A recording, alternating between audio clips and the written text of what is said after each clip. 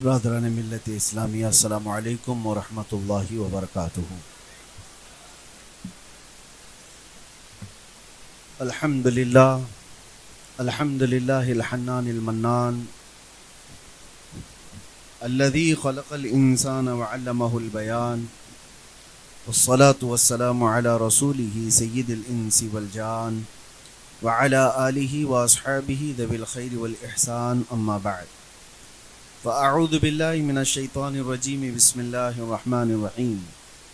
فاما الزبد فيذهب جفاء واما ما ينفع الناس فيمكث في الارض كذلك يضرب الله الامثال، صدق اللہ مولانا العظیم۔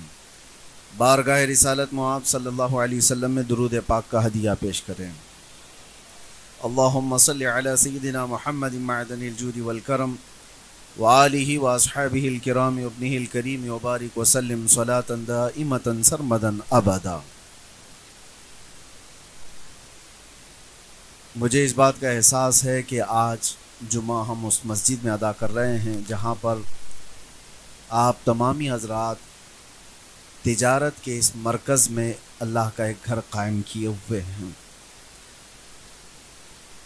اور جہاں تک میرا گمان ہے کہ تقریباً سارے لوگ تاجر حضرات ہیں، سب کسی نہ کسی تجارت سے لگے ہوئے ہیں۔ تجارت کی منڈی میں زیادہ طور پر تاجروں کا ہی آنا جانا اور انہی کا رہنا ہے، اور آپ نے اس بات کا احساس کیا یا پچھلے بزرگوں نے اس کا خیال ضرور رکھا کہ تجارت ہوتی رہے لیکن اللہ کی یاد سے غافل نہ رہیں۔ اسی لیے یہ مسجد قائم ہوئی، ورنہ بازاروں میں مسجد کہاں ہوتی ہے۔ اللہ تعالیٰ اس مسجد کے قائم کرنے والے اور عبادت کی طرف توجہ دینے والوں کو شاد و آباد رکھے، اور ان کی قبروں میں اللہ تعالیٰ اس کا ثواب پہنچائے۔ چند باتیں یہ عرض کر کے پھر میں آگے رخصت ہوتا ہوں۔ پہلی بات تو یہ ہے کہ یہ تجارت اسلام کا ایک بڑا حصہ ہے، بلکہ یوں سمجھ لیں کہ حدیث پاک میں ہے نماز کے بعد سب سے افضل عمل حلال رزق کی تلاش کرنا۔ نماز اہم العبادات ہے، افضل العبادات ہے، اور قرآن پاک میں بھی اللہ تعالیٰ سورۃ الجمعہ میں یوں فرماتا ہے فَإِذَا قُضِيَتِ الصَّلَاةُ فَانتَشِرُوا فِي الْأَرْضِ، جب نماز ہو جائے تو زمین میں پھیل جاؤ، اپنی روزی تلاش کرو۔ نماز کے بعد حلال روزی تلاش کرنا یہ افضل ترین عبادات میں سے بھی ہے اسلام میں، ایک عبادت ہے یہ۔ تجارت کرنے والا اس کو دنیا پرست اس وقت کہا جائے گا جب اس کے سینے پر، اس کے دل پر دنیا غالب آ گئی، مال غالب آ گیا اور اللہ رسول کو چھوڑ دیا ہو، ورنہ وہ ذکر الہی کے ساتھ 24 گھنٹے تجارت کر رہا ہو تو وہ دین میں ہی ہے، وہ عبادات میں ہی ہے۔ اور اسی لیے میرے آقا صلی اللہ علیہ وسلم کے پاس ایک صحابی نے آ کر کے عرض کیا تھا کہ میں گھروں کی تعمیر کرتا ہوں، معمار ہوں، مستری جس کو آپ کہیں گے، میرا کیا ہوگا آخرت میں؟ حضور پاک صلی اللہ علیہ وسلم نے فرمایا تم ابراہیم علیہ السلام کے ساتھ قیامت میں اٹھائے جاؤ۔ اور ایک صحابی نے کہا میں درزی ہوں، کپڑے سلتا ہوں، تو ان کے متعلق کہا رسول پاک صلی اللہ علیہ وسلم نے تم حضرت ادریس علیہ السلام کے ساتھ اٹھائے جاؤ۔ لوہے کا کام کرنے والے ایک صحابی تھے، انہوں نے کہا میرا کیا انجام ہے؟ حضور پاک صلی اللہ علیہ وسلم نے فرمایا تم حضرت داؤد علیہ السلام کے ساتھ اٹھائے جاؤ۔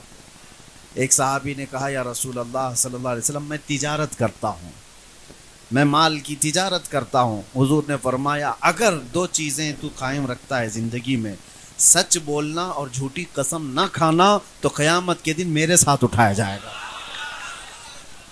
یہ ہر تاجر کے لیے یہ دو چیزیں میرے مصطفیٰ نے بیان فرمائی، باقی سب کے لیے ہے اس نبی کے ساتھ اٹھایا جائے گا، اس نبی کے ساتھ اٹھایا جائے گا، لیکن تاجر اللہ کے رسول کے ساتھ اٹھایا جائے گا، میرے آقا محمد مصطفیٰ صلی اللہ علیہ وسلم کے ساتھ اٹھایا جائے گا۔ لیکن اس کے لیے دو شرطیں ہیں، اور وہ دو شرطوں میں اکثر لوگ پھسل جاتے ہیں۔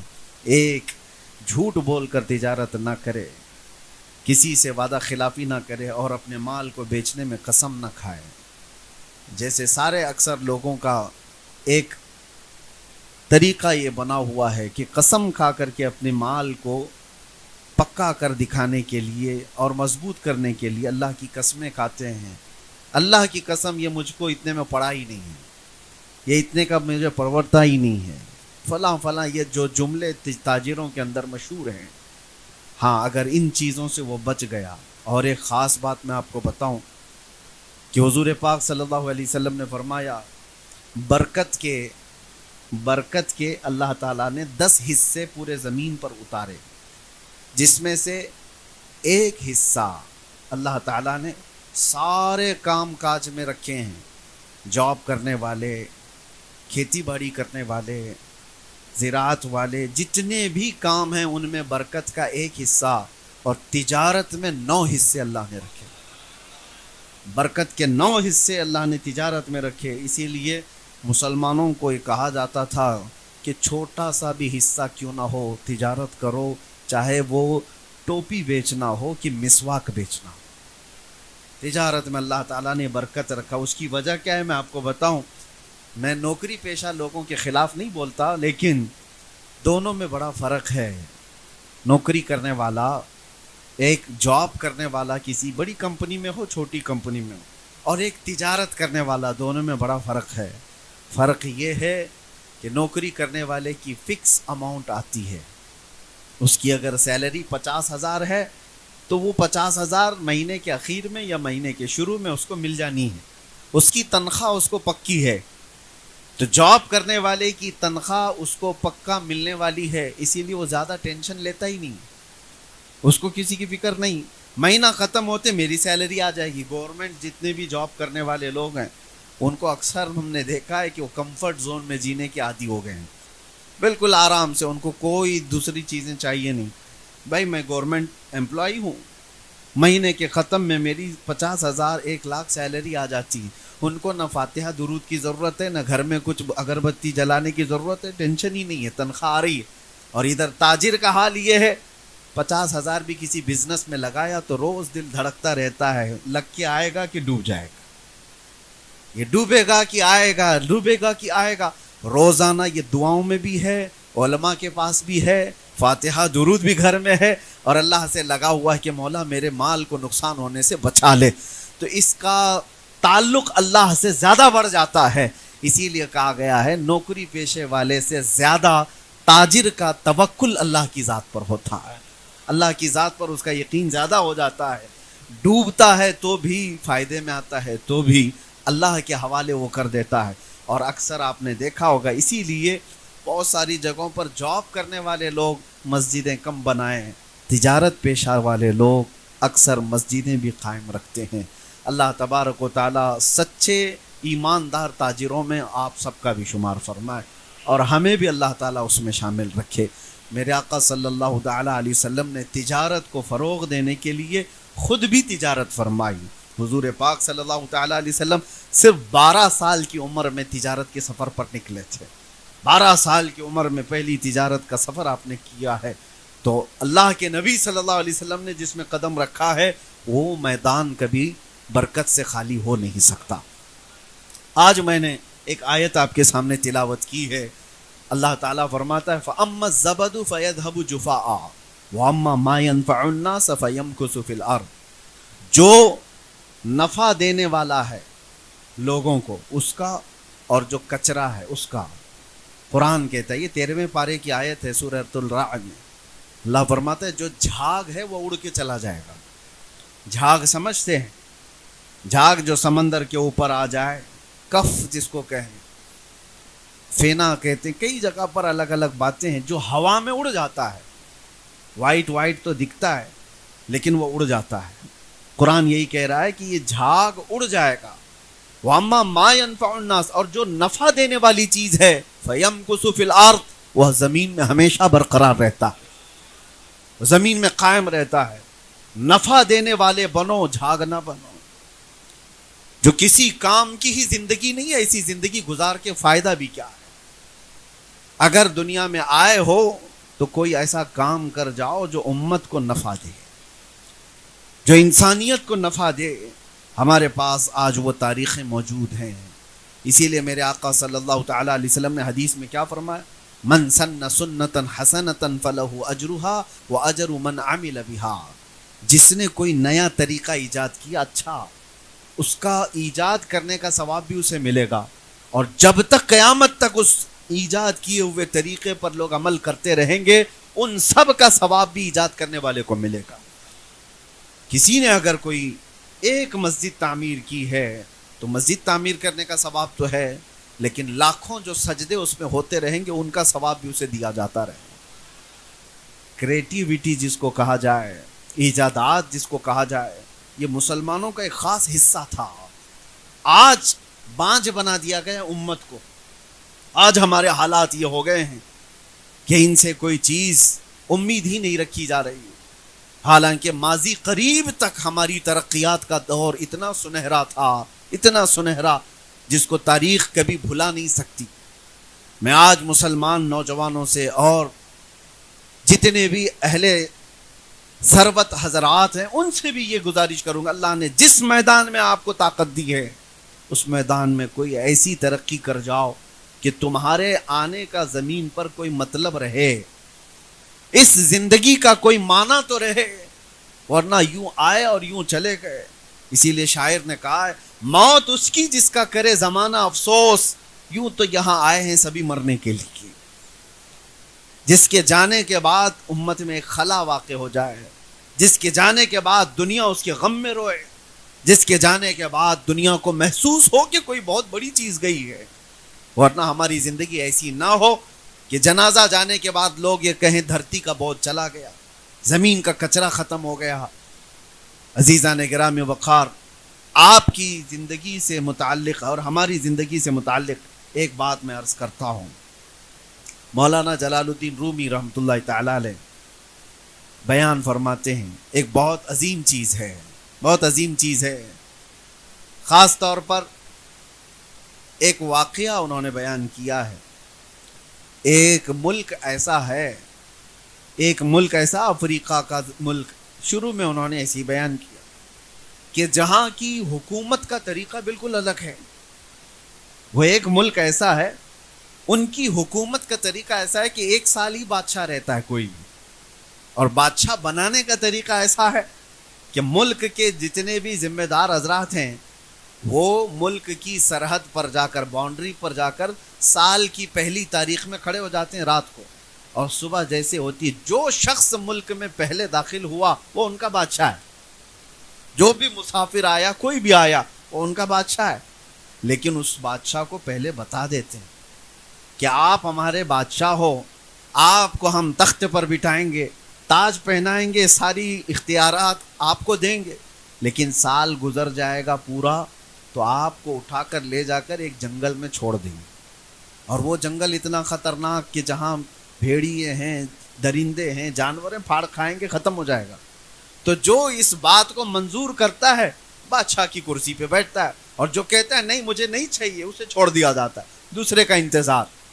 ہر سال کا ان کا معمول تھا یہ، جس کو بھی تاریخ میں، پہلی تاریخ میں ملک میں داخل ہوتا دیکھتے اس کو بادشاہ بناتے، لیکن پہلے سے بتا دیتے تھے کہ سال بھر کے بعد ہونا کیا ہے۔ ایک سال ایسا بھی آیا کہ جب ایک بادشاہ کو وہ جنگل میں چھوڑا ہے، درندے کھا چکے ہوں گے، خوفناک جنگل تھا، نئی تاریخ میں نئے بادشاہ کو چننا تھا، ملک کی سرحد پر آ کر بڑے لوگ کھڑے ہو گئے۔ اتفاق ایسا ہوا کہ صبح صبح پہلی تاریخ ہے، اور جو شخص داخل ہو رہا تھا وہ ایک عالم ربانی تھا، دیندار شخص رہا، اور آتے ہی انہوں نے نعرہ لگایا کہ آپ ہم کو بادشاہ مل گیا، بادشاہ مل گیا۔ جانتے پہچانتے نہیں تھے، لیکن پھر بھی کہا، اس عالم نے کہا کہ کس کا بادشاہ، کیوں نعرے لگا رہے ہو؟ انہوں نے کہا ہمارا نیم ہے، ہمارا دستور ہے، سال کی پہلی تاریخ میں جو ہمارے ملک میں پہلا شخص داخل ہوتا ہے وہ ہمارا بادشاہ ہوتا ہے۔ انہوں نے پوچھا تو پھر کیا کرتے ہو؟ لوگوں نے کہا تاج پہناتے ہیں، جلوس نکالتے ہیں، کرسی پر بٹھاتے ہیں۔ کہا پھر کیا کرتے ہو؟ کہا ساری فوج آپ کی، سارے وزیر آپ کے، سارا ملک آپ کے اختیار میں۔ پھر کیا ہوتا ہے؟ کہا سال گزر جاتا ہے تو آخری تاریخ میں آپ کو لے جا کر ہم جنگل میں چھوڑائیں گے، یہی ہمارا نیم ہے، کیا آپ کو منظور ہے؟ اس عالم نے کہا ہاں منظور ہے، بادشاہت قبول کر لیا۔ ویسے تو انسانوں کی فطرت ہے، کارپوریٹر بھی اگر بننا چاہے تو کون منع کرتا ہے؟ اگر چھوٹا سا عہدہ بھی مل جائے کون منع کون کرتا ہے؟ لیکن اس کو قائم کون رکھتا ہے؟ یہ اپنے کمال کی بات ہے۔ اس عالم نے کہا منظور ہے۔ آئے، تاج پہنے، کرسی پر بیٹھے، وزیروں کو بلایا، فوج کو بلایا، دیکھا پہلا دن ہے، سارے نظام قائم ہو گئے، اور آج بادشاہ کا پہلا آرڈر یہ تھا، ملک کو اپنے ہاتھ میں لینے کے بعد پہلا آرڈر یہ ہے کہ مجھے وہ جنگل دکھایا جائے جہاں پر لے جا کر آخر میں چھوڑتے ہیں۔ بادشاہ کا آرڈر تھا تو سب لے کر کے چلے، جلوس گیا اور جنگل دیکھا تو اتنا خوفناک، وہاں پر کھوپڑیاں، ہڈیاں پرانے لوگوں کی پڑی ہوئی جن کو درندے کھا چکے ہیں، کانٹے دار درخت، خوفناک آوازوں سے بھرا ہوا جنگل۔ بادشاہ پہلے ہی دن دیکھ کر کے واپس آ گیا۔ کہا پھر فوج کے آدھے حصے کو کہا یہ جو جنگل کا خوفناک حصہ ہے، اس میں جتنے کانٹے کے جھاڑیاں ہیں سب نکالے جائیں، کھوپڑیاں ہٹائی جائیں اور اس کو پورے طور پر صاف کیا جائے۔ مہینے بھر تو جنگل صاف ہوتا رہا۔ دوسرا مہینہ آیا تو بادشاہ نے حکم دیا کہ وہاں ایک شاندار محل بنایا جائے۔ پھر ایک مہینے بھر وہاں پر محل کی تعمیر ہوتی رہی۔ تیسرے مہینے بادشاہ نے کہا ایک ہاؤس تعمیر کیا جائے۔ چوتھے مہینے کہا یہاں ایک باغیچہ بنایا جائے۔ 6 مہینے تک تو وہ محل ہی بناتا رہا۔ اس جنگل کے اندر جتنے تھے سب کو بدل کر کے اس نے ایک بہت خوبصورت قلعہ بنا دیا۔ پھر اس کے بعد کہا میرے دربار سے لے کر اس جنگل جانے تک کے راستے کو پورا خوبصورت بنا دیا جائے۔ 4 مہینے اسی میں لگ گئے، پورا خوبصورت بنا دیا۔ اور اس کے بعد دیکھو تو نہ وہ جنگل ہے، نہ وہاں کوئی خوفناک جھاڑیاں، پھولوں سے سجا ہوا ایک باغیچہ جس میں نہر بہ رہی ہے، خوبصورت ترین حصہ اس نے بنا دیا۔ اور ابھی سال کو ختم ہونے میں دن باقی تھے، اب گن رہا ہے کب ختم ہوگا کہ یہ لوگ لے جا کے چھوڑیں۔ جب سال ختم ہو، ایک ایک دن گنتا ہوا گزار رہا ہے، گننے میں دن گزر نہیں رہے۔ بہرحال جیسی دن ختم ہوئے، جلدی سے بادشاہ نے سب کو بلایا، میرا سال ختم ہو گیا، مجھے لے جاؤ، جہاں چھوڑتے تھے وہاں چھوڑاؤ۔ سارے لوگ آئے اور آ کر کے انہوں نے کہا بادشاہ سلامت، آج سے ہمارا نیم بدل گیا ہے، ہمارا قانون بدل گیا ہے۔ کہا کیا ہوا کیا؟ کہا نہیں، 1 سال کے بعد جو ہم جنگل میں چھوڑ آتے تھے سب نے یہ طے کر لیا کہ اب ہمیشہ کے بادشاہ آپ ہی ہو، اب آپ ہی ہو۔ کہا ایسا کیوں بدل لیا، ایسا کیوں تم نے قانون بدل لیا؟ کہا اب تک ہم نے دیکھا جو بھی بادشاہ تھا وہ بیوقوف تھا، صرف اپنے مزے میں جیتا تھا۔ یہ پہلا بادشاہ ہم نے دیکھا جو بعد میں جانے والی منزل کی تیاری ابھی سے کر رہا تھا۔ عقل مند جو بادشاہ ہے ہم نے دیکھ لیا، جو آخرت کی تیاری کر رہا ہے وہی حقیقت میں ہمارا بادشاہ ہے۔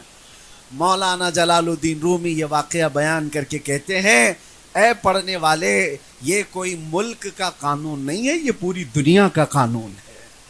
دنیا میں جب تم آتے ہو تو ہر کوئی تمہیں بادشاہ بنا دیتا ہے۔ جب تم پیدا ہو کر کے اس دنیا میں آئے تھے، تمہیں اٹھانے والے، تمہاری تعریف کرنے والے، تمہارے آس پاس گھومنے والے سب موجود ہیں، لیکن زندگی کے ختم ہوتے ہی تمہیں جس قبرستان میں چھوڑ آیا جاتا ہے وہ وہی ہڈیوں اور کھوپڑیوں والی جگہ ہے جہاں تمہیں چھوڑ دیا جاتا ہے۔ لیکن اگر تم یہاں رہتے ہوئے جہاں جانا ہے اس کو پہلے سے تیار کر لیا تو یہ تمہیں چھوڑ تو دیں گے، لیکن 800 سال گزر جانے کے بعد بھی غریب نواز کی جیسا تمہاری بارگاہ میں بھی خدمت انجام دیتے رہے۔ 800 سال گزر گئے سلطان الاولیاء غریب نواز کو، ان کی بادشاہت ختم نہیں ہوئی، اس لیے کہ وہ ہمیشہ کا بادشاہ بنا لیا گیا۔ زندگی میں رہ کر کے انہوں نے آخرت کی تیاریاں کی ہیں۔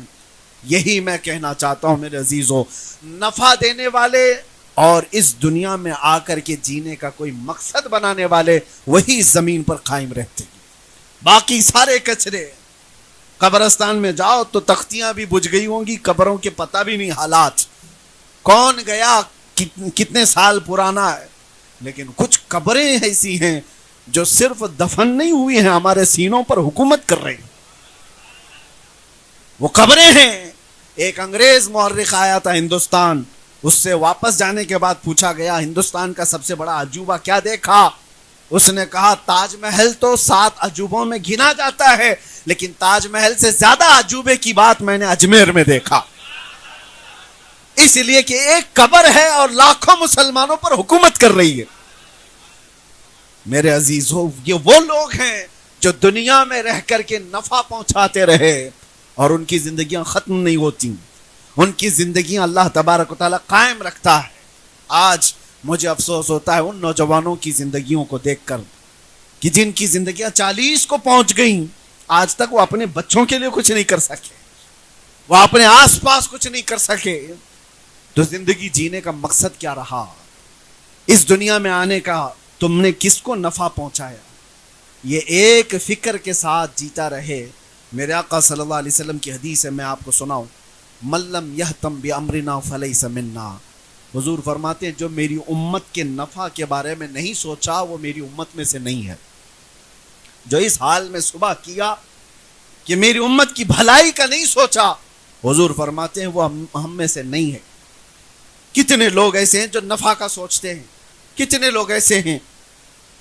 آج میرے پاس ایک کتاب تھی، ماذا قدم المسلمون للعالم، کافی بڑی کتاب، اور اس میں اتنے ذخیرے لکھے ہوئے تھے، پڑھ کر کے حیرت ہوتی ہے۔ ہر مسلمان نوجوان کو پڑھنا چاہیے۔ ٹاپک یہ ہے کہ مسلمانوں نے دنیا کو کیا دیا، ایک بہت بڑا ٹاپک ہے۔ ہمارے پرکھوں نے، ہمارے علماء نے، ہمارے دانشوروں نے اس دنیا کی ترقیات میں کیا حصہ لیا، اکثر کو تو آج پتہ بھی نہیں ہے، کیونکہ پروپیگنڈا ایسا پھیلا ہوا ہے کہ تم کسی کام کے نہیں ہو، اسی لیے یہ جانتے بھی نہیں۔ ہر ترقی میں مسلم دانشوروں کا حصہ ہے۔ دنیا کو آج جس حالت میں آپ دیکھ رہے ہیں، تھوڑا سا اگر مطالعہ کرتے ہیں آپ کو پتہ ہے پورا انٹرنیٹ آج جو چلتا ہے، جتنے بھی اس میں ویب سائٹ ہوں، جتنے بھی سوشل میڈیا سائٹس ہوں، سب کے پاس ایک چیز کا استعمال ہے، الگورزم۔ الگورزم کا استعمال ہر جگہ ہے، اور آپ کو پتہ ہے الگورزم کا ایجاد کرنے والا کون تھا؟ محمد بن موسیٰ الخوارزمی۔ آج سے تقریباً 800 سال پہلے جنہوں نے ایجاد کیا، محمد بن موسیٰ الخوارزمی، خوارزمی سے ہی الگورزم بنایا گیا ہے، صرف ان کا ایجاد کیا۔ پوری دنیا اس پر آج ڈیپینڈ ہے۔ کسی بھی سائٹس میں الگورزم کا استعمال نہ ہو، ایسا ہوگا نہیں۔ میرے عزیزو، پوری دنیا کو جنہوں نے اپنی ایجاد کا محتاج بنایا وہ ایک عالم دین تھے۔ اور اتنا ہی نہیں، الجبرا کو کون سا نوجوان نہیں جانتا جو کالج پڑھتا ہے؟ محمد بن موسیٰ خوارزمی کا ہی ایجاد کیا ہوا الجبرا تھا۔ نائٹروٹ، سلفر ایسڈ، اور آج جو ایتھنل اور کئی ایسے کیمیکل کا جو استعمال ہے پوری دنیا میں، کیمیکلز کے بغیر آج دنیا ادھوری۔ تمہارے صابن، پیسٹ، دوائیوں سے لے کر ہر چیز، حتیٰ کہ پرفیومز میں جو استعمال کیا جاتا ہے، ہم اس کا مطالعہ کر رہے تھے تو پتہ چلا کہ یہ تو ایسڈ کا اور کیمیکل کا ایجاد کرنے والا دنیا میں سب سے پہلے وہ جابر بن حیان تھے، سب سے پہلے شخص ہیں۔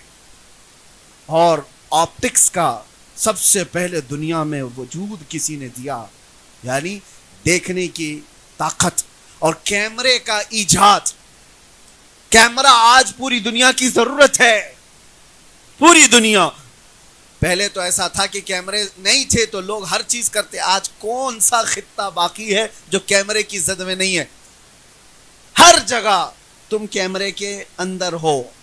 اس کیمرے کا ایجاد کرنے والا کون تھا؟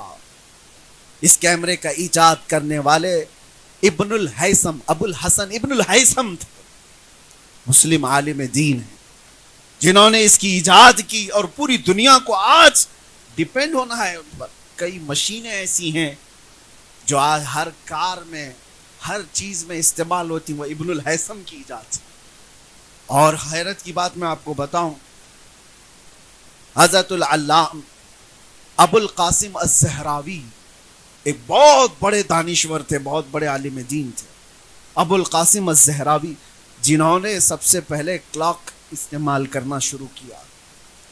گھڑی کی ایجادات کے سلسلے میں انہوں نے بیان کیا. اور ابو بکر رازی، اللہ اکبر، دنیا کا ایسا ڈاکٹر جس نے سب سے زیادہ سرجری کے قانون بتائے. پوری دنیا کی میڈیکل سائنس آج بھی ابو بکر رازی کے بتائے ہوئے طریقوں پر چل رہی ہے آج بھی. اور ابو علی سینا کی لکھی ہوئی کتابیں بچوں کے امراض کے سلسلے میں ڈاکٹرز اگر پڑھے ہوں گے تو یہ اور بات ہے کہ تاریخ مٹائی گئی ہے، ان کے ایجادات کی کہانیاں چھپا دی گئیں، لیکن بنیاد کس کی ہے؟ بنیاد رکھنے والے وہ مسلم علماء تھے جنہوں نے نفع دیا، اپنی زندگی سے نفع پہنچایا ہے پوری دنیا کو. اور آپ کو یہ پتا ہے آج سب سے زیادہ تیز سفر کوئی ہے وہ تو ایروپلین کا سفر ہے، ہوائی سفر ہے. پوری دنیا آج ہوائی سفر میں گلوبل ویلیج میں آ گئی ہے، ایک دیہات کی طرح بن گئی پوری دنیا، جب چاہے ادھر سے ادھر ہو جائے. پوری دنیا کے لاکھوں کلومیٹر کو سمیٹ دیا گیا ایروپلین کے سفر نے. اور سب سے پہلے ایروپلین کی ایجاد کرنے کے لیے جنہوں نے شروعات کی تھی پیراگلائڈز وغیرہ کے ذریعے سے، وہ عباس بن فرناس تھے. یہ بھی مسلم عالم دین تھے. دنیا کو کیا نہیں دیا. وہ کتاب میں نے پڑھا تھا تو حیرت ہوتی ہے، دنیا کی 75% ایجادات مسلم علماء کی ہیں، اور آج اسی امت کا بچہ نشے میں مسحور ہے. آج اسی امت کا بچہ نوجوان گلیوں اور نکڑوں پر اپنی راتیں گزار رہا ہے. آج زندگی بے مقصد گزارنی پڑ رہی ہے لوگوں کو. کیوں ایسا؟ تم بہت با مقصد اس دنیا میں آئے تھے، اور ایسا نہیں ہے کہ اس سے پہلے والے لوگ. اور کام کرنے والوں میں آپ کو بتاؤں، میں بہت جو انسپائر ہوں کچھ چیزوں سے. ممبئی کی سرزمین پر مجھے جب یہ پتا چلا، آپ کو پتا ہے مدن پورہ سنی بڑی مسجد کو آپ نے دیکھا ہوگا، بھائی کلّہ کتنی بڑی مسجد ہے، تقریباً 150 سال پرانی مسجد ہے. اسی طرح ایک حمیدیہ مسجد بھی آپ نے دیکھا ہوگا پائیدونی میں.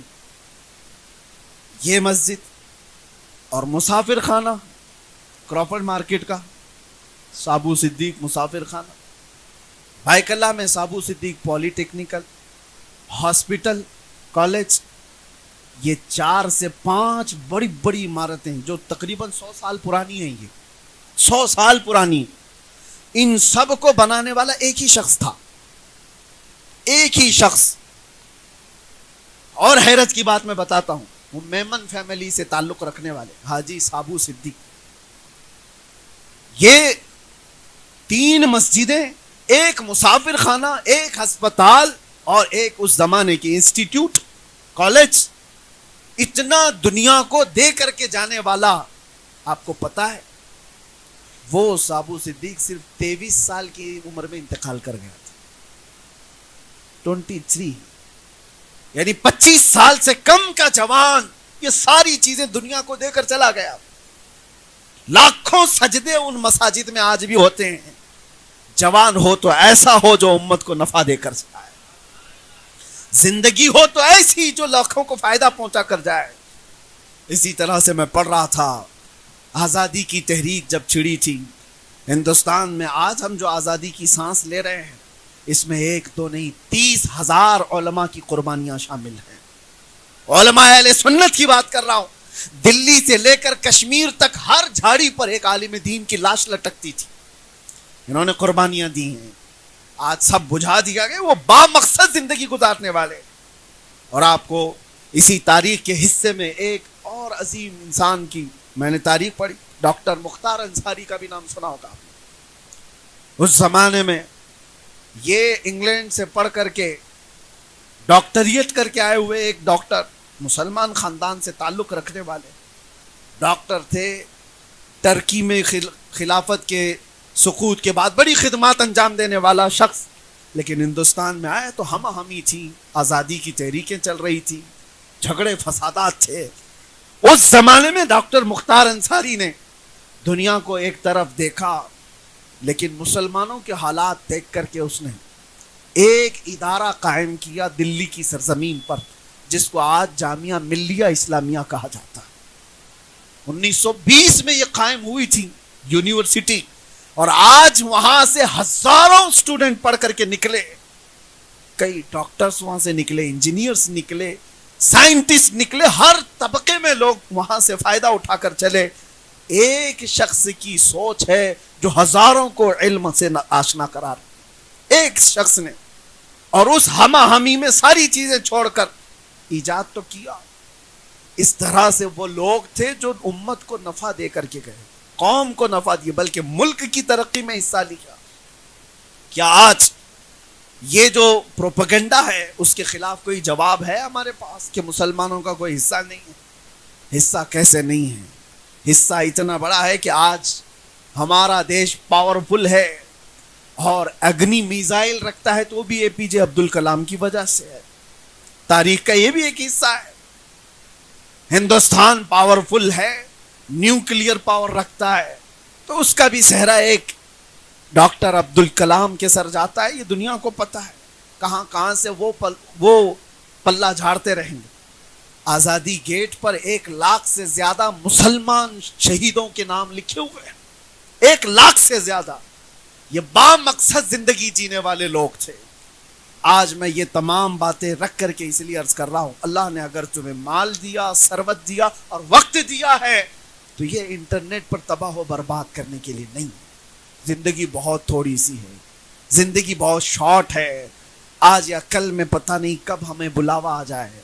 مسجدوں سے روز اعلان سنتے ہیں فلاں بن فلاں کا انتقال ہو گیا، جنازے کی تیاری کی جائے۔ ایک دن ہمارا بھی میسج گھوم جائے گا کہ فلاں صاحب چلے گئے دنیا سے۔ لوگ تھوڑی دیر کے لیے غم کا شیئر کرتے رہیں گے، اس کے بعد پھر بھلا دیے جائیں گے۔ لیکن اگر نفع دینے والی ذات ہے تو قیامت تک ہم باقی رہیں گے۔ آج میرے عزیزوں، قیامت تک جن اشخاص باقی رہنے والے، ان کی مختصر تاریخیں میں نے آپ کے سامنے رکھی۔ اللہ نے جو کچھ بھی تمہیں دیا ہے اس کا استعمال امت کو نفع دینے کے لیے کرو۔ حضرت جنید بغدادی رحمۃ اللہ تعالی علیہ کے ساتھ ان کے مرید چل رہے تھے، دریا میں ایک بچھو ڈوب رہا تھا۔ توجہ سے سنیں، ایک بچھو ڈوب رہا تھا پانی میں، تو حضرت جنید بغدادی نے ہاتھ ڈال کر اس بچھو کو باہر نکالا۔ بچھو کو باہر جیسے ہی نکالا، بچھو ڈنک مار دیا، آپ نے ہاتھ جھٹک دیا۔ دوبارہ پھر وہ پانی میں ڈوب رہا تھا، بچھو پانی کا نہیں تھا، تیر نہیں سکتا تھا، مر جاتا۔ آپ نے دوبارہ اس کو پانی میں سے باہر نکالا، پھر ڈنک مار دیا۔ اور بچھو کا مارنا آسان نہیں ہوتا، زہر چڑھتا ہے۔ تیسری مرتبہ آپ نے ہاتھ ڈالا اور تیزی سے اٹھا کر باہر پھینک دیا۔ آپ کے مرید نے کہا حضور وہ اتنے ڈنک مار رہا ہے اور آپ اس کو نکال رہے، پانی سے نکال رہے۔ جنید بغدادی نے کہا وہ بچھو ہے، اس کی فطرت ہے ہی ڈنک مارنا، اور میں انسان ہوں، میری فطرت ہے مدد کرنا۔ وہ اپنی فطرت پر عمل کر رہا ہے، میں اپنی فطرت پر عمل کر رہا ہوں۔ لیکن دنیا بدل گئی، کتنے تو انسانی بچھو بنے، کتنے تو اب ڈنک مارنے کا کام انہوں نے خود لے لیا ہے۔ ڈنک ان کو مارنا ہے، ہمیں تو نفع دینے کے لیے بھیجا گیا تھا۔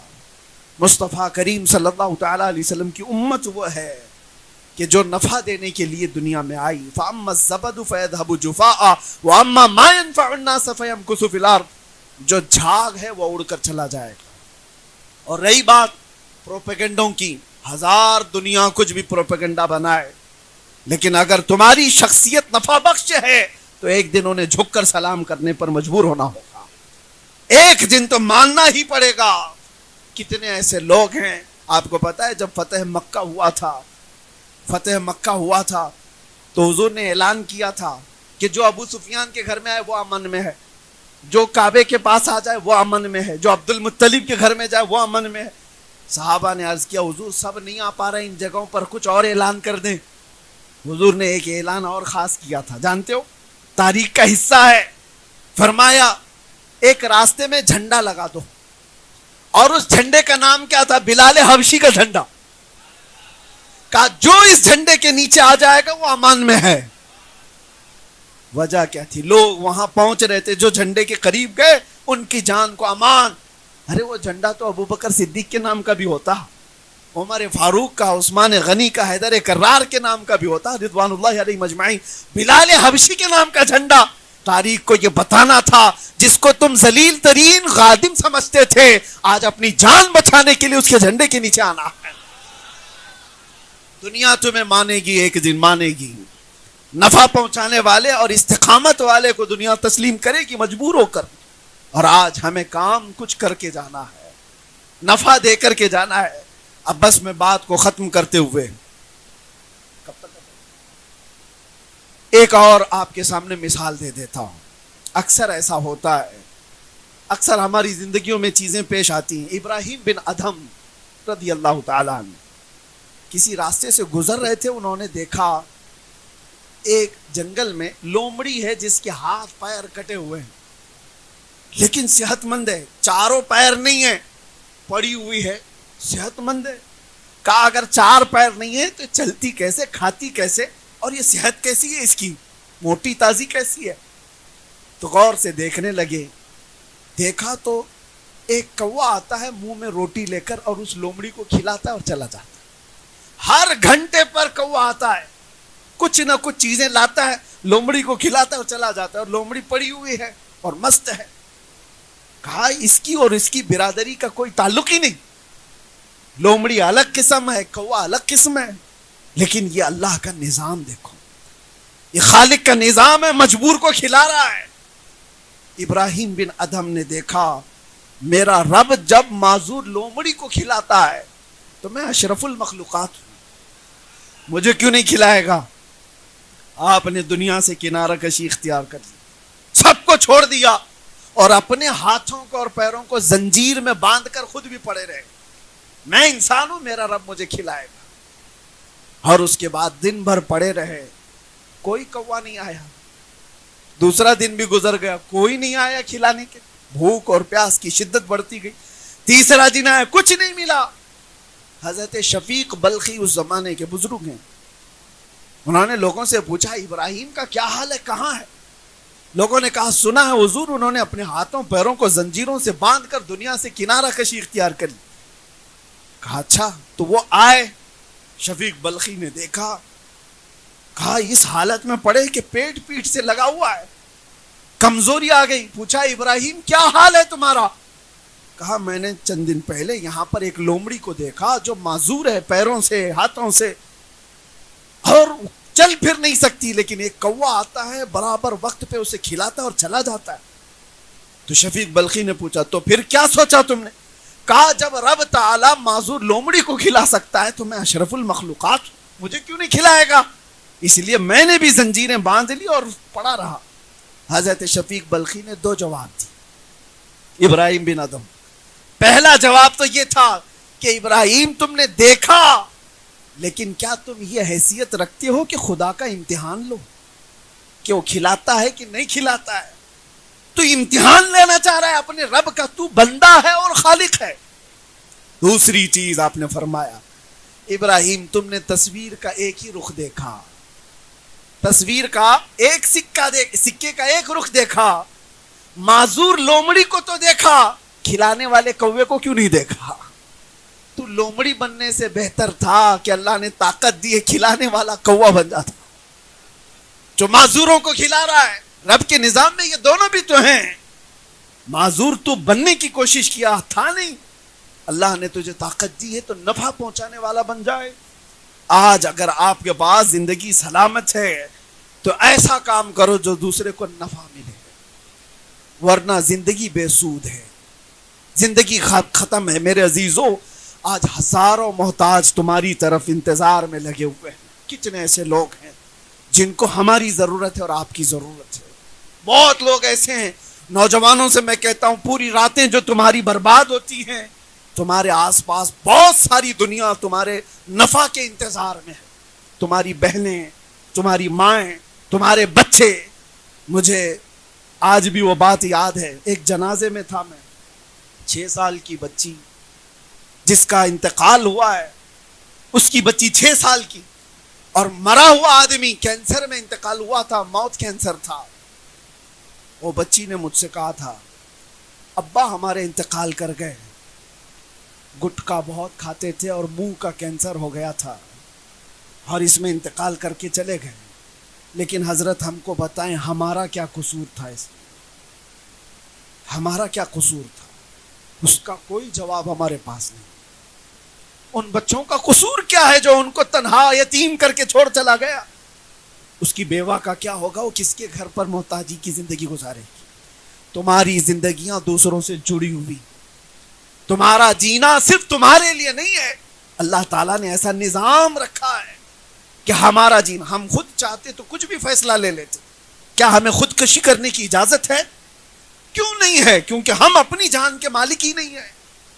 ہم اپنی جان کے مالک ہوتے تو خودکشی کر کے چلے جاتے، لیکن ہم اپنی جان کے مالک نہیں۔ ہزاروں ہم سے زندگیاں جڑی ہوئی ہیں، اور آپ کی زندگیاں اس سے زیادہ اہم ہیں۔ تمہاری زندگی تو رسول اللہ سے جڑی ہوئی، ان کے نام سے جڑی ہوئی ہے۔ امت کے ساتھ تمہارا تعلق ایسا ہے کہ تمہارا ہر عمل دنیا دیکھ رہی ہے، کوٹ کر رہی ہے۔ اٹھو مگر نہ حشر نہ ہوگا پھر کبھی، دوڑو کے زمانہ چال اپنی چل گیا۔ ہزاروں لاکھوں نوجوانوں میں اب کوئی سائنسدان کیوں نہیں اٹھتا؟ اب کوئی ایجادات کی دنیا میں کوئی کیوں نہیں آتا؟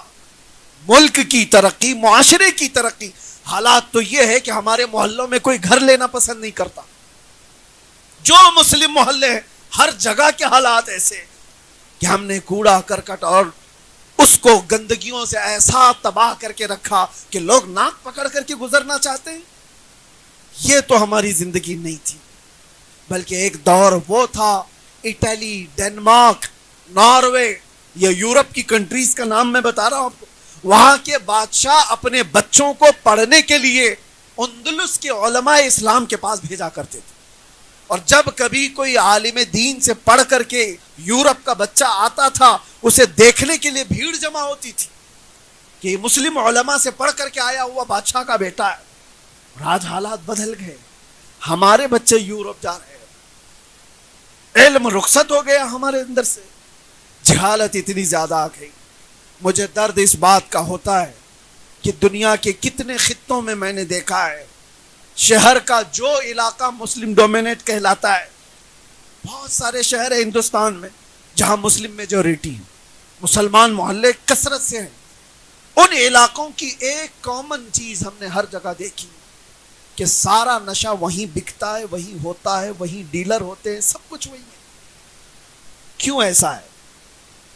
ممبئی کے ہی حالات نہیں، دلی جاؤ، بنگلور جاؤ، کلکتہ جاؤ، بڑے شہروں کے سب جگہ کے حالات، مسلمان اس میں کثرت سے ملوث ہیں۔ پھر میں پوچھتا ہوں یہ کون سے مسلمان ہیں؟ اللہ کے نبی صلی اللہ تعالی علیہ وسلم نے جس امت کو بنایا، جو معاشرہ ترتیب دیا، وہ معاشرہ تو ایسا تھا، رات بھر خود بھوکے رہ کر پڑوسی کا خیال کرنے والے۔ نشہ تو بہت دور کی بات ہے، جنگ میں شہید ہونے کے وقت زخم کھا کر کے گر گئے ہوں، ایک کھٹوری پانی کسی نے لا کر کے زخمی صحابی کو دی، ان کو جیسی آواز آئی کہ فلاں کو پیاس لگی، انہوں نے پانی نہیں پیا، کہا اس کو پہلے پلا دو۔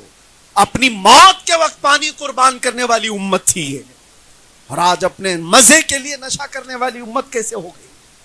ان حالات کا ذمہ دار کون ہے؟ ہر ایک کو اس کی ذمہ داری اٹھانی ہوگی۔ بڑے لوگوں کا حال یہ ہے، آج بوڑھے ہو گئے لوگ، پیسے والے لوگ ہیں یا معاشرے میں اثر و رسوخ رکھنے والے، یہ کہتے ہیں کسی کے لفڑے میں کیوں جانے کا، کوئی بگڑ رہا ہے تو بگڑنے تو ہم کو کیا کرنا ہے؟ تم سے بھی قیامت کے دن سوال ہوگا۔ جبرائیل امین علیہ السلام فرماتے ہیں حضور سے، ایک بار اللہ کا ایسا غضب ہوا تھا ایک بستی پر کہ پوری بستی تباہ کرنے کا حکم ہوا کہ پوری بستی کو تباہ کر دو، لیکن اس میں ایک نیک بندہ تھا جو کبھی گناہ نہیں کیا تھا۔ میں نے رب سے عرض کیا کہ مولا اس کا کیا کرنا ہے، اس کو نکالے؟ اللہ نے فرمایا اس کو بھی تباہ کرو، وہ نیک تھا، گنہگاروں کی بستی میں رہ رہا تھا، اس کو کیوں تباہ کریں؟ رب تعالیٰ نے فرمایا وہ برائیاں دیکھتا ہے اور کسی کو روکتا نہیں، خود تو پاکیزہ ہے لیکن روکتا کسی کو نہیں تھا۔ یہ آپ ہرگز نہ سمجھیں ہمارے آس پاس زنا کے اڈے چل رہے ہیں، آس پاس شراب کی بوتلیں خوب چل رہی ہیں اور ہم کسی کو کچھ نہ بولیں۔ ارے مسلم معاشرے میں تو یہ ٹپس دینے والے تو بہت سارے ہیں، مسلمانوں کے گھروں کی جاسوسیاں پولیس کو کرنے والے تو کتنے پیدا ہوئے ہیں، لیکن کاش یہ لوگ ٹپر بننے کی بجائے، جاسوسی کرنے کی بجائے امت کی خیر خواہی کے لیے نوجوانوں کی اصلاح کی کوشش کرتے ہیں، ثواب کے بھی مستحق ہوتے ہیں۔ امت کی اصلاح ایسے نہیں ہوگی۔ میں آپ سے یہ کہتا ہوں کہ اٹھو، ذمہ داریوں کا احساس کرو، نہ خود برائی کرو گے نہ برائی ہونے دو گے۔ جب اس مسئلے پر ہر کوئی عمل کرے گا انشاءاللہ پاکی تو شروع ہوگی۔ اور کچرا بہت زیادہ ہے، ضروری نہیں کہ ایک ہی دن میں صاف ہو جائے۔ شروعات کرو تو چند مہینے گزریں، چند سال گزریں، پھر وہ معاشرہ آ جائے گا جب گزرنے والے کہے گا، گزرنے والا یہی کہے گا اس معاشرے سے مدینے کی خوشبو آیا کرتی۔ ہمیں بس وہ معاشرہ چاہیے جہاں سے گزرنے والے کو میرے مصطفیٰ کی خوشبو آئے۔ اللہ کریم ہمیں کہنے سننے سے زیادہ عمل کی توفیق عطا فرمائے، ہمیں نفع بخش زندگی عطا فرمائے، امت کے نفع کے لیے جینے کی توفیق عطا فرمائے۔ بارگاہ رب العزت میں یہ دعا ہے اللہ حلال کھلائے اور حرام سے بچائے۔ وآخر دعوانا ان الحمدللہ رب العالمین۔ السلام علیکم۔ حضرت ذوالقرنین ایک بزرگ ہیں جن کا تذکرہ آیا ہے، سکندر ذوالقرنین، اللہ نے ان کو پوری دنیا کی بادشاہت عطا فرمائی تھی، تو ان کو اللہ تعالیٰ نے حکم دیا تھا کہ یہ یاجوج ماجوج اس زمانے میں بہت فساد مچاتے تھے کہ ان کو قید کر دو کہیں پر۔ تو لوگوں نے آپ سے کہا قالوا یا ذا القرنین ان یاجوج و ماجوج مفسدون فی الارض فہل نجعل لک خرجا، یہ زمین میں اتنا فساد مچاتے ہیں تو آپ ہمارے لیے کوئی ان سے نکلنے کا راستہ بنا دیجئے۔ تو انہوں نے ایک دیوار بنائی تھی جس کا ذکر قرآن پاک میں ہے۔ حضرت ذوالقرنین نے سیسا پگھلا کر کے ایک بہت ہی مضبوط دیوار کھینچی۔ وہ دیوار کہاں ہے اللہ بہتر جانے، ہمیں قرآن نے اتنا کہا ہے کہ انہوں نے دیوار میں انہیں قید کیا۔ اور آتونی زبر الحدید حتی اذا ساوا بین الصدفین وقال انفخوا حتی اذا جعلہ نارا قال آتونی افرغ علیہ قطرا، یہ ذکر جو ہے ان کے دیوار بنانے کا ہے۔ پہلے اس سیسے کو پگھلایا گیا، آگ بنی، پھر اس کو مضبوط کیا گیا، پھر دیوار تعمیر ہوئی۔ اب وہ یاجوج ماجوج کی جو فوج ہے انہیں قید کر دیا گیا۔ حدیث پاک میں ہے وہ روزانہ دیوار کو توڑنے کی کوشش کرتے رہتے ہیں، پوری رات بھر دیوار کو چاٹتے ہیں یہاں تک کہ وہ تھوڑی باقی رہ جاتی ہے۔ تو تھوڑی باقی رہتی ہے، صبح کے وقت وہ تھک جاتے ہیں اور کہتے ہیں چلو باقی کا کل کر لیں گے، یہ کل نکل جائے گی۔ وہ جیسے ہی واپس آتے ہیں اللہ تعالیٰ اس دیوار کو جیسی تھی ویسی بنا دیتا ہے۔ روز کا معمول ان کا ہے۔ اور پھر فرمایا گیا کہ اخیر میں وہ یہ کہیں گے، پوری دیوار کو چاٹتے چاٹتے یا توڑتے توڑتے قریب کو پہنچ جائیں گے، تب وہ یوں کہیں گے انشاءاللہ کل تو ختم ہو ہی جائے گی، اللہ نے چاہا تو وہ جس دن وہ کہیں گے تو پھر وہ دیوار ٹوٹ جائے گی، انشاءاللہ کا استعمال کریں گے۔ اس کے بعد دیوار جب ٹوٹے گی تو وہ پوری فوج داخل ہوگی پوری دنیا میں، اور وہ اتنا فساد مچائیں گے کہ ہر چیز کو کھائیں گے، ہر چیز کو، یعنی ان کے لیے کوئی کھانے کی چیزیں مخصوص نہیں، پوری کھیتیاں چر جائیں گے، پورے مویشی جانور چبا جائیں گے، استعمال کرنے والی چیزیں کھا جائیں گے، لکڑیاں کھا جائیں گے، کوئی چیز باقی نہیں چھوڑیں گے، سب چیزیں کھائیں گے۔ وہ ایک بہت بڑا فتنہ ہوگا قیامت سے پہلے، پھر اللہ تبارک و تعالیٰ انہیں ہلاک فرمائے گا۔ دجال کا ظاہر ہونا بہت ہی قریب ہے۔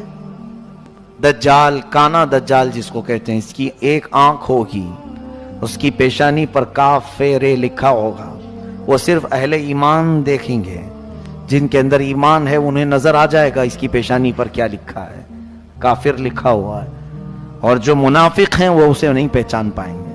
وہ بڑی طاقتیں لے کر کے آئے گا اور لوگوں کو بہت بڑی آزمائش میں ڈالا جائے گا، اس طور پر کہ وہ لوگوں کو دکھائے گا پانی برسا کر کے، زمین سے سبزے اگا کر کے، جو مانگو وہ اسی وقت حاضر کر کے دکھا دے گا۔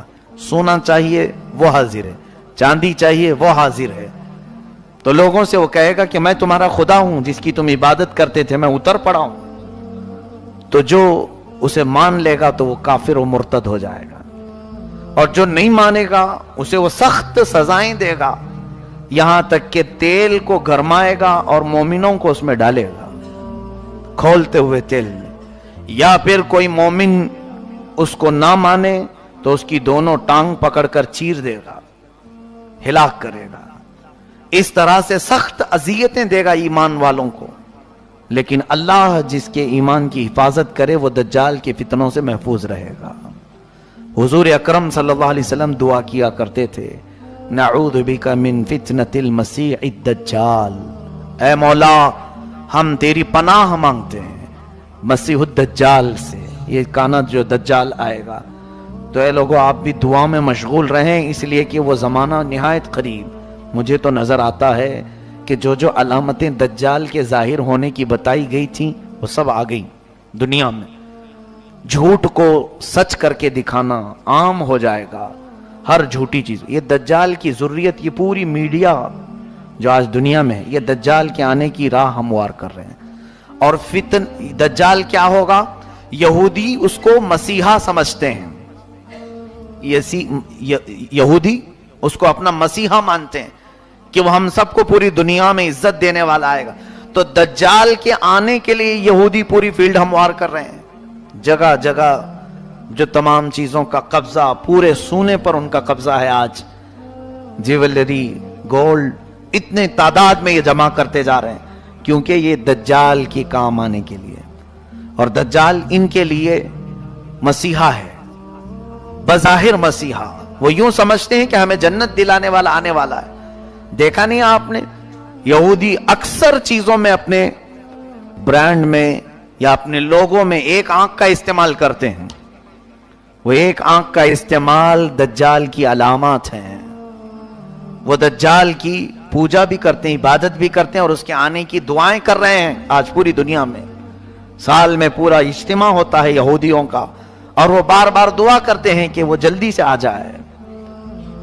تو یہ یہودی پوری اس کی فوج تیار ہے آج، سارا یعنی فیلڈ تیار کر دی گئی۔ یہ بھی حدیث پاک میں آیا ہے، دجال کے آنے سے پہلے پہلے یہودی اور عیسائی تمام ملکوں کو فتح کرتے کرتے حرم پاک تک پہنچ جائیں گے۔ حرمین طیبین چھوڑ کر، مکہ مکرمہ اور مدینہ طیبہ چھوڑ کر تقریباً پوری دنیا پر یہ قبضہ کر لیں گے۔ یہ حدیث پاک میں یہ ہو کے رہے گا، اور یہ پہنچ گئے، آج عرب میں بھی پہنچ گئے۔ آج عرب کے تمام ایئرپورٹ، سعودی عرب، اصل میں اس کو سعودی کہنا مناسب نہیں سمجھتا، وہ عرب شریف تھا، ان ظالموں نے اس کو سعودی بنایا ہے، پہلے نہیں تھا یہ سعودی، اس کو انہوں نے اپنے خاندانی نام سے ملک کو تجویز کیا ہے۔ وہ عرب ہے، حجاز ہے حضور کے زمانے کا۔ وہاں اب تقریباً سیکورٹی کے تمام معاملات بادشاہوں نے اب اسرائیل کو دے دیا ہے، یہودیوں کو دے دیا ہے۔ حتیٰ کہ ابھی نئی خبر یہ بھی ملنے کو آ رہی ہے کہ حج اور عمرے کے تمام انتظامات اسرائیلی کمپنی کو دیے جانے والے ہیں، یعنی وہ بہتر سے بہتر سیکورٹی فراہم کریں گے۔ کتنے سالوں سے، کئی 100 سالوں سے اسرائیل کا اور عرب کا کوئی تعلق نہیں تھا، سفارتی تعلق نہیں تھا۔ ابھی جا کر کے یہ تعلق بھی قائم ہونا شروع ہوا کہ براہ راست سعودی عرب سے پروازیں، طیارے، پلین اسرائیل جا سکتے ہیں، آ سکتے ہیں۔ یہ ساری چیزیں ہموار ہو گئیں، ان کی تمام دوستی کھل کر کے آ گئی اب، یعنی یہ یہود کو عرب میں داخل کرنے کے تمام راستے پیدا کر چکے ہیں۔ کیا یہ علامات نہیں؟ حضور صلی اللہ علیہ وسلم کی حدیثیں پڑھو، دجال کے آنے کی اور کیا علامات ہیں؟ فرمایا عرب جب کثرت سے گناہ میں مبتلا ہو جائیں گے، کثرت الخبث، یعنی خباثت عام ہو جائے گی۔ اسی کی تو ایک کڑی ہے کہ اب عرب میں بیچ بننے جا رہے ہیں، سینما تھیٹر کھلنے جا رہے ہیں، جوے کے اڈے اوپن ہو رہے ہیں۔ یہ میرے آقا نے فرما دیا تھا، عرب جو ہے خباثت میں مشغول ہو جائیں گے۔ علل اعلان اقترب للناس حسابهم وهم فی غفلۃ معرضون، لوگوں کے لیے حساب کا وقت نہایت ہی قریب آ گیا ہے، جبکہ یہ غفلت میں پڑے ہوئے ہیں، منہ پھیرے ہوئے ہیں سارے لوگ۔